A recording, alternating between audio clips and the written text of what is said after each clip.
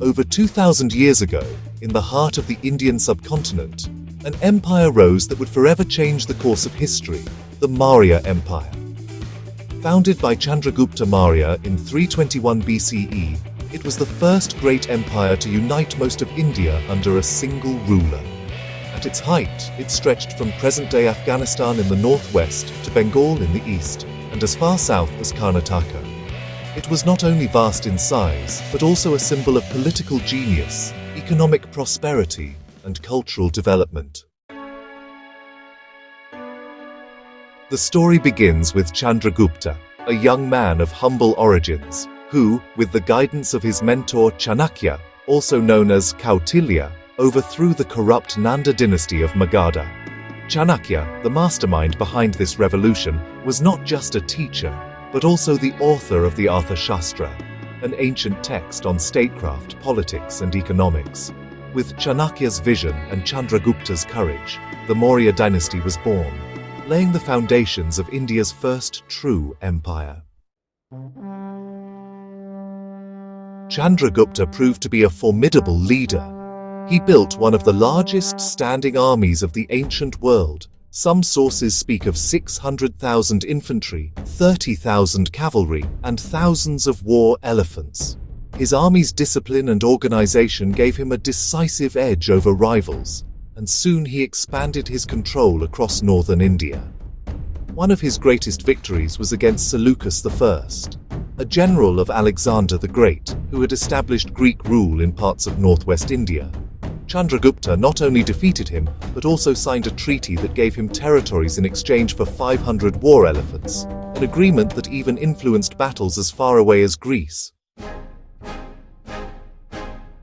Under Chandragupta's reign, the Maurya Empire developed a centralized system of governance. Provinces were ruled by governors, taxes were collected systematically, and law and order was maintained through an efficient network of officials and spies. Pataliputra, the imperial capital, became a hub of administration and culture, with palaces, gardens, and fortifications that impressed even Greek visitors. But, Chandragupta's story took an unusual turn. In his later years, he renounced the throne and became a follower of Jainism.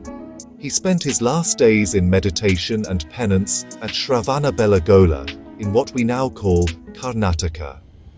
His abdication passed the empire to his son Bindusara, who, expanded Mauryan control further south, extending the empire's influence into the Deccan. Yet, the true golden age of the Maurya Empire came under Bindusara's son, Ashoka the Great. Initially, Ashoka ruled with an iron fist, determined to expand his power.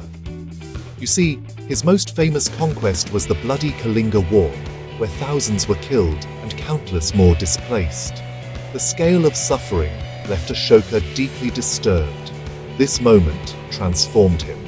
Rejecting violence, he embraced Buddhism and dedicated his life to the principles of peace, tolerance, and compassion. Ashoka's reign marked a turning point not just for India, but for world history. He spread Buddhist teachings far and wide, sending missionaries to Sri Lanka, Central Asia, and even the Mediterranean. The famous Ashokan pillars and rock edicts, inscribed with messages of morality and governance, remain as monuments to his vision. So, Ashoka really emphasized social welfare, building roads, hospitals, rest houses, and irrigation systems. He also made sure to protect animals and the environment.